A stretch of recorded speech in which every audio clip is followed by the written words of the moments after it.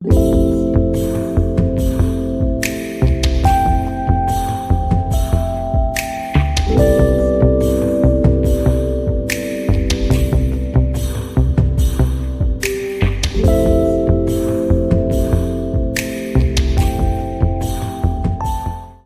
gente, mais um episódio do Podbox e hoje eu tô aqui com a chefa, ó, que queria falar com vocês sobre uma coisinha que eu falei para ela assistir. E aí a gente vai trazer aqui algumas discussões muito válidas sobre ficção, realidade e afins, né?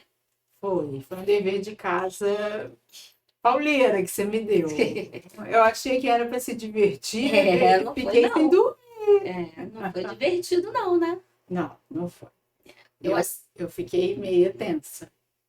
Então, contextualizando para vocês, eu assisti a série Adolescência. E aí eu comentei com a Roberta. E aí ela falou, eu vou assistir e a gente discute no episódio do podcast. Então, a gente está aqui para discutir sobre isso hoje. Então, vamos começar com as considerações dela. Foi assim, eu não tenho filho, mas você eu tem tenho sobrinhos, né? Sim. Os meus sobrinhos, né? Eu tenho um adolescente ainda, né? O Gui eu posso considerar como adolescente, Sim. né? Assim, ele é adolescente ainda. Então, foi muito difícil para mim. Foi muito difícil para mim, porque eu fiquei indagando, gente, o que será que está acontecendo nesse mundo? Porque, desculpa, tem algumas coisas que eu identifiquei na série que existia na minha época. Lógico que não na mesma proporção, né? Não no mesmo cenário, né? Mas sempre existiu bullying, sempre existiu a gente querer ser popular. Sim. Eu queria ser popular, eu que, né? Fazia a idiota que fazia os deveres de todo mundo para ser popular, para ser amiga de todo mundo. Ser amiga de todo mundo. Então, eu sempre fui over para ajudar os outros, inclusive desde novinha, né? Então, eu sempre fui assim. Então, sempre teve isso para ser popular, né? E bullying sempre teve. Eu sempre fui gordinha, sempre teve isso. Só que essa coisa agora, esse cyberbullying e essa coisa que me assustou de uma tal maneira que as redes sociais eu não estou preparada para isso. Não é um lugar para criança, Não. Menos ainda para adolescente. Tá informação, o cérebro ainda não tem 100% das informações formadas. E se encontra em casa um terreno fértil, o que é um terreno fértil? Ou uma casa disfuncional, ou uma casa onde ninguém quer saber o que você está fazendo no quarto o dia inteiro. É terreno fértil para o que acontece de ruim e de errado na internet. E com o advento, né, das redes sociais, com a desmistificação de red pills e afins, a coisa está mais complicada ainda. Eu não sabia nada disso. Eu sou aquele policial que o filho teve que chegar. A gente pode dar todo spoiler, né? Acho sim. Essa altura do campeonato pode. Porque o policial, quando descobriu aquilo ali, eu falei, peraí. Aí eu comecei a notar o que é pílula vermelha, o que é azul, o que é matriz. Matriz eu já sabia, mas eu não sabia do contexto, eu não tinha assistido o filme, né? Então, um monte de coisa eu fui notando, eu falei, gente, o que está acontecendo? Que mundo que eu estou vivendo, né? E que o Gui está vivendo, né? Eu associei muito ao Gui, né? Por conta da idade, né? Por causa da idade. O que ele está vivendo, o que os adolescentes estão vivendo e como que é a falta de diálogo que vamos supor, se eu fosse muito amiga, né? Vamos dizer assim, tivesse um diálogo aberto com o Gui, eu estaria sabendo de tudo. Muita coisa que eu levei susto com aquilo, né? Então, a minha dúvida é se, vamos supor, não vou considerar eu como pai, mas vamos dizer como os pais. A gente está sabendo o que esses jovens estão aprontando? Então, é aí que mora o terreno fértil, entendeu? O terreno fértil não é só aquela casa disfuncional. O terreno fértil é a casa onde ninguém quer saber o que você está fazendo. Meu filho está em casa, está no computador, está seguro. Não está seguro. Tem que saber o que eles estão olhando, conversando, consumindo. Porque, querendo ou não, a internet é um grande mercado onde você consome coisas. E os jovens estão consumindo o que tem lá. E nem sempre o que tem lá é indicado para eles. E bom também não. Entendeu? E aí é que mora o perigo. Não é só a questão do tá vendo pornografia, tá vendo... Não é só esse o problema. Se o problema fosse só esse, era fácil de limitar o acesso a esse tipo de site. O problema é o que as pessoas falam, o que as pessoas induzem e fazem esses jovens acreditar como verdade absoluta. Misoginia corre solta na internet. Corre solto na internet. O ódio às mulheres corre solto na internet. No mundo de um modo geral. Mas na internet tá absurdo. Por isso que essa violência tá exorbitante. Hoje, dia que a gente está gravando aqui, é um dia depois do estuprador, jogador de futebol, ser absolvido lá na Espanha. Você quer mais o quê? Por falta de prova. Por falta de prova, com um legista alegando, um legista comprovando que teve sinais de luta, que tinha sêmen dele, e aí faltou prova? E o cara mudou a declaração dele 7 vezes? A gente está vivendo num lugar onde que ser mulher realmente não é seguro. Entendeu? E depois acaba a mulher sempre que sofre abuso, fica quieta, porque sabe que vai acontecer isso aí. Então, vai ser exposta, vai ser... A impunidade. Exatamente. Né? Então, e é exatamente o que acontece na internet. Enquanto eles estão só falando, mesmo que incitando crimes, eles só estão falando. Você não tem nada contra eles criminalmente para tirar eles do ar, para prender, não tem. E os jovens, os meninos, estão lá consumindo esse conteúdo.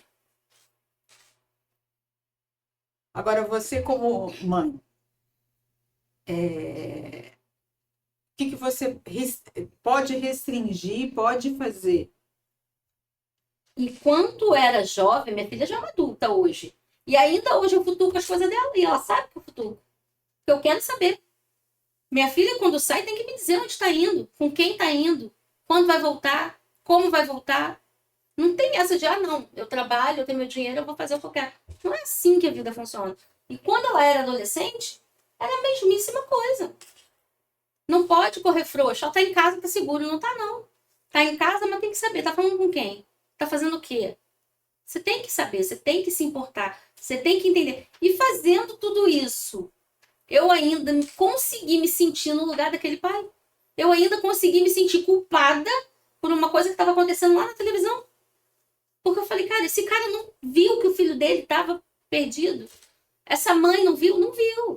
Você vê pelo comportamento deles, quando eles conversam lá naquele quarto episódio, esse foi o pior, como que é a relação naquela casa. Ou seja, ele fala, ele decide e não se tem discussão. Às vezes que ela queria trazer o assunto para discussão, ele já cortava. Então, assim, ele realmente não era um homem violento, né? De bater, de agredir os filhos, a mulher. Ele não era esse homem. Ele não é esse personagem. Mas ele é um cara que não tem uma relação com uma mulher. Você não sabe que ele não é amigo de ninguém. A mulher, inclusive, que é vizinha, que é uma fofoqueira, tá lá no portão prestando atenção, ele ridiculariza o tempo todo. Porque ela é mulher, porque depois aparece um cara e ele não fala nada. Então, assim, é muito complicado você querer que um menino não seja misógino se ele mora numa casa misógina. Se ele só consome esse conteúdo. Então, assim, é muito, muito difícil. Mas a questão, uma coisa também que no quarto episódio ele fala, né, da filha, né, no finalzinho a filha fala que alguma coisa e ele fala como que pode, né, ela ser desse jeito e o filho do outro. O que a gente fez de errado com ele e com ela, né? Aí a mãe fala, a educação foi a mesma. Isso não fez nada de errado. Então, a série toda, eles tentando achar o que eles fizeram de errado, né? Então, o que eu gostei da série é exatamente isso. Não tenha culpabilização paternal, porque é sempre assim. Sempre é culpa do pai, da mãe. Não tem isso, porque não é isso.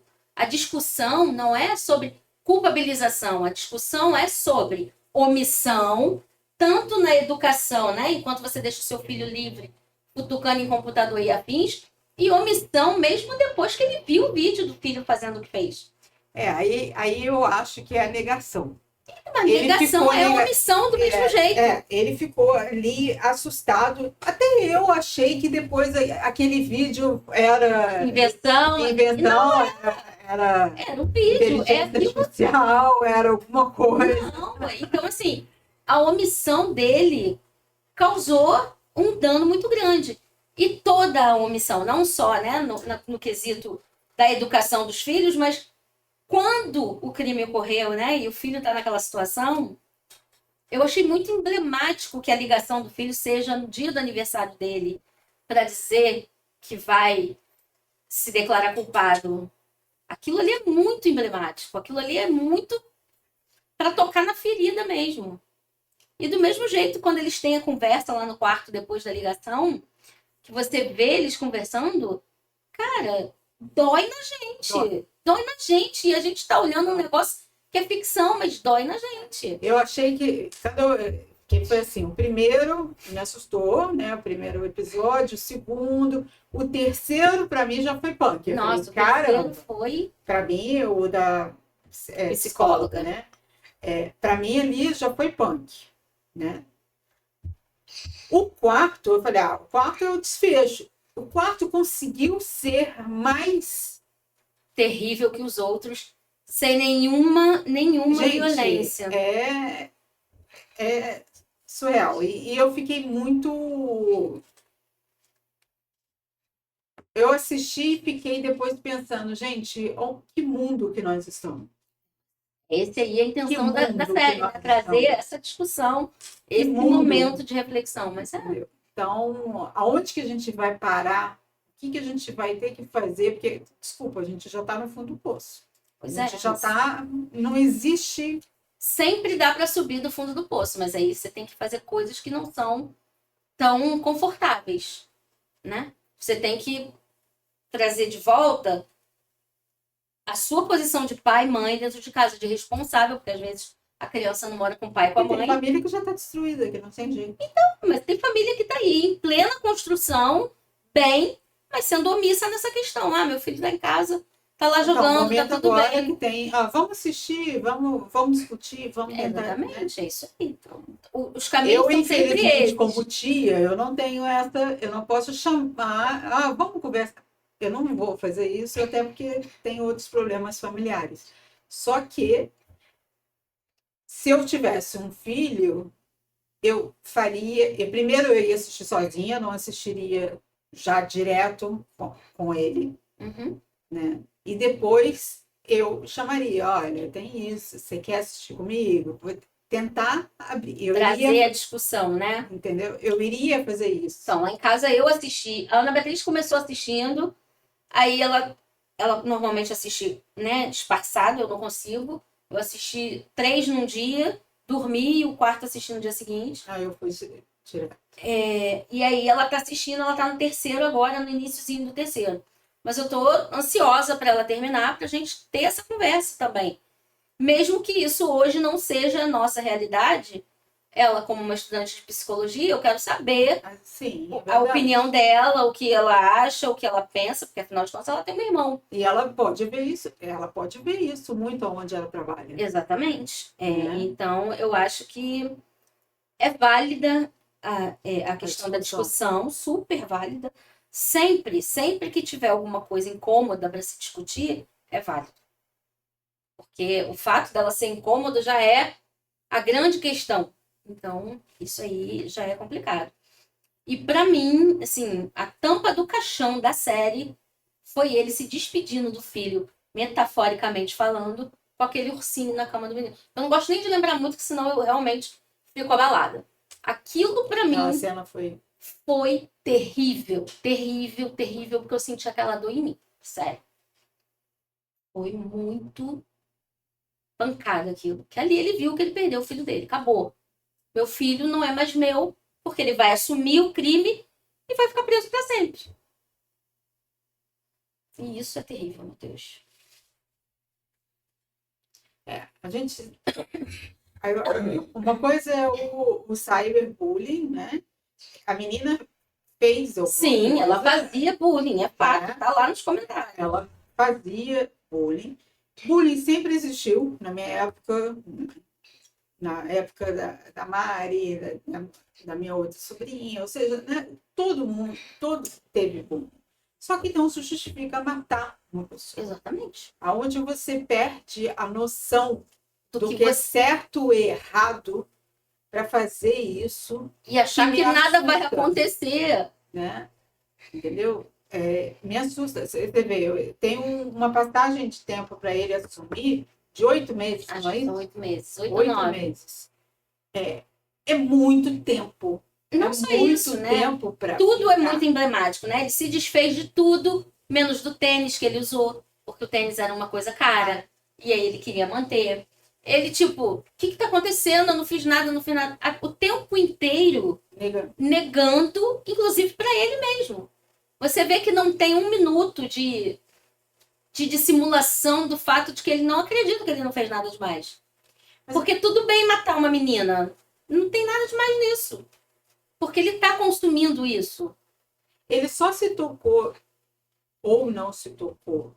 A minha dúvida é essa. Quando ele conversou, você vê que o segundo para o terceiro tem uma defasagem de 4 meses. Sim. Você vê que ele aqui era muito retraído antes. Ele era muito retraído, né? Estava muito assustado, né? Óbvio, tinha acabado de ser preso, né? E depois ele meio que mostrou eu falo que é empatia. Mostrou ali, brincando, se apaixonando pela psicóloga. Né? Ou seja, ele... E você vê que não tem nada a ver com psicopatia, porque ele age da forma que ele é instruído pelos Red Pills. Ele deu um chilique, tacou cadeira, e depois já tava, ai, desculpa, não foi minha intenção, eu não queria fazer isso. Abusador sempre faz isso. Ele vai gritar, ele vai socar a parede, vai fazer o cacete e depois vai chorar e te pedir desculpa. Porque, ai, eu tava nervoso, eu me descontrolei. Aí ele parou, ela sentou com ele de novo, eles continuaram. Aí depois ele dá outro chilique, o guarda quase entra, ela manda o guarda não entrar e ele fala, você tá achando que você é o quê? Uma rainha? Pra mandar ele não entrar? E depois de novo ele volta a ser o submisso. Você não gosta de mim nem um pouquinho? Como que você não gosta de mim? Como assim você vai embora do nada? Pra ele, só pode ir embora quando ele achar que acabou. E não quando ela, como médica. Então, isso né? é Como não é distúrbio. Não é distúrbio. Não tem como você justificar. Porque no mesmo momento que ela fala pra ele, Jamie, você precisa aceitar toda e qualquer ajuda psicológica que te oferecerem, ele começa a se enfurecer de novo. Um psicopata não tem esse tipo de reação. Ele vai estar linear o tempo todo. Entendeu? Porque pra ele é aquilo ali e aquilo ali. É diferente a construção, né? A gente prefere acreditar que ele tem um distúrbio, que ele é um psicopata, porque até para justificar que a maldade dele. Exatamente, amansa o nosso coração. Essa necessidade é nossa. Mas ele não é, de fato. Ele é só alguém que está reagindo, guardou muito tempo fúria e foi alimentado e mal alimentado por coisas que não deveriam.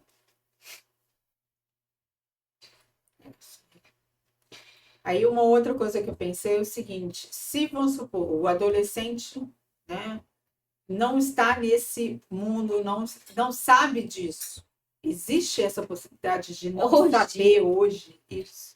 Acho que não. Podem não estar... Eu não sabia. Eles podem não estar inseridos, mas não saber eu acho muito impossível. Assim. Ele vai saber terminologias de incel, red pill, eles sabem. Entendeu? Mas podem não estar inseridos no contexto. Eu que não sabia de nada, realmente, é porque eu estou out mesmo. Sim. É que tu não é o público-alvo. Isso me assustou. Sendo bem honesta com você. Isso me assustou, E eu falei, gente, será que isso acontece? Aí eu falei, se está hoje essa repercussão, é porque realmente acontece. E como que a gente. Eu acho que eu estou naquela fase ainda de negação. De negação de tipo, gente, Isso é não, ficção. isso é só ficção. Eu te entendo, eu te entendo. Hoje, com o Breno aqui conversando, ele mencionou um livro, o Vox, que foi lançado pela Arqueiro, acho que em 2015. Foi esse que a gente chegou à conclusão de que tinha 10 anos? Acho que foi, não lembro. Não sei se é isso tudo, mas tem bastante tempo. Que é uma distopia, onde as mulheres só têm direito a 100 palavras por dia. Se falar mais, elas levam tipo um choquezinho, tem uma pulseira, um relógio, um negócio que dá um choque. Quando eu li esse livro, eu já achei bem esquisito, bem. Falei, gente, o que é isso? Só que hoje aqui, ó, 2025, eu lembro desse livro e falo assim: aquilo ali não tá muito longe de acontecer, não. A gente vê o conto da Aya, que a gente achava um negócio completamente fora da casinha, e a gente vê que não é tão fora da casinha assim. Existe. Então, assim, o ódio às mulheres é muito grande. Aí o pessoal tem uma terminologia, né, que o pessoal diz que os homens são homoafetivos porque eles amam outros homens, eles gostam da companhia dos outros homens, os outros homens são amigos, os outros homens, ok, mulheres só servem para procriar, casar e fazer sexo. E não necessariamente as mesmas mulheres na mesma posição. Então, realmente complicado. E quando a gente vê casos como o do jogador, não vou mencionar nome, a gente fica assim, realmente, é alguma coisa muito errada que não está certa. E isso é assustador.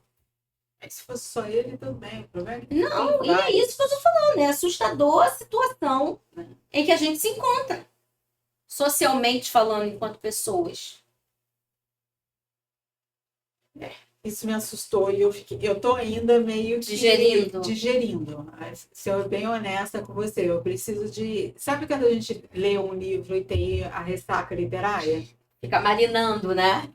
Eu tô nessa ressaca e eu preciso de descobrir o que eu vou fazer para quebrar isso. Eu Vai falei, assistir alguma coisa, ué. não, eu vou assistir, eu vou ler o livro do que eu recebi, como chama? O livro surpresa de março. Ah, você vai adorar. Vai sair super da ressaca. Então, Ele vou fazer isso. Ele é uma belezinha de livro. Vou fazer isso. Eu não quis fazer nada antes para não. Porque eu tenho problema de memória, né? Então eu esqueço, né? Eu falei, não, deixa eu gravar o podcast. Depois eu faço. Aí eu viro a página. Entendi. Mas realmente eu fiquei bem assustada. Eu fiquei bem assustada porque eu não acredito. Eu sei que a gente está vivendo num mundo difícil, mas. É difícil acreditar que uma criança de 13 anos faz um Mata. negócio desse. Mas faz. Infelizmente. E falar que foi raiva, que foi. Não teve autodefesa, não teve nada. Pois é. Por isso ele estava lá numa instituição psicológica e, tipo, psicóloga forense lá, avaliando ele para ver se encontrava algum problema nele para dizer, ó, não, ele realmente ele ele tem esse transtorno, que ele é psicopata, então ele não pode ser devidamente julgado porque é insano. Mas não é isso. Ela deixou bem claro isso. E é realmente difícil você engolir essa pílula aí e falar, estamos vivendo com jovens assim. Entendeu? O que esses jovens hoje têm que saber é que matar uma pessoa não é inadmissível. Eles não deveriam nem pensar, né? Isso não deveria ser uma possibilidade. É inadmissível. Pois é. Mas aí, ó, Então... a gente quer falar do jovem, né? Adolescente, que tá em formação, que o cérebro não tá 100%. Aí você vê uma reportagem onde o pai atropela um colega de 14 anos do filho porque eles brigaram na escola. Ele joga o carro em cima do menino, o menino cai no chão, atropelado, ele desce do carro com o filho e ainda aponta o dedo pro menino, ameaçando o menino. E vai na escola, manda teu pai lá que eu vou pegar ele também. Ontem isso. Deus. A gente está a gente está no fim dos tempos. O meteoro é a única solução. Mataram um síndico no condomínio aqui. Por conta de vazamento, discussão, foi lá e deu um tiro no cara. Gente. Aquele vídeo que circulou na internet me chocou demais.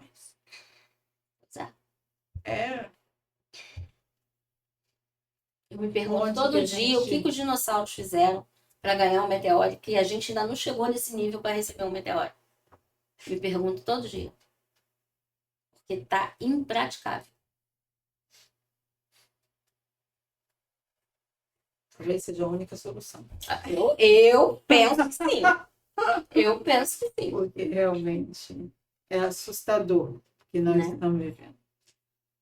Cada um tem que... Eu estou abraçando a minha fé. É isso aí. Eu estou na minha fé para sobreviver, vamos dizer. Para se manter, mas Então, mas é difícil? Não é fácil. E aí, como diria o outro, não é fácil e ainda é difícil. Aí complica, né? Mas é isso. Então agora ela vai ler o livro de Marx, que eu quase falei o nome. Mas a gente... Ainda não posso falar, tá indo ainda para as pessoas. Não, mas aí, quando não é ao subir, vivo, quando subir já pode será? falar. Porque o livro de Marx é o De Volta ao Lar, da Kelly Elliott. Vamos encerrar com esse mais light, que aí a gente não fica com um clima tão pesado. Não fica tão over. Mas o De Volta ao Lar é um livro... Opa! Gente, eu tô com uma crise de asma terrível. É um livro maravilhoso, cidade pequena, recomeço, segunda chance pro amor, tudo de bom. Ele é um prático. Você sabe o que é um prático?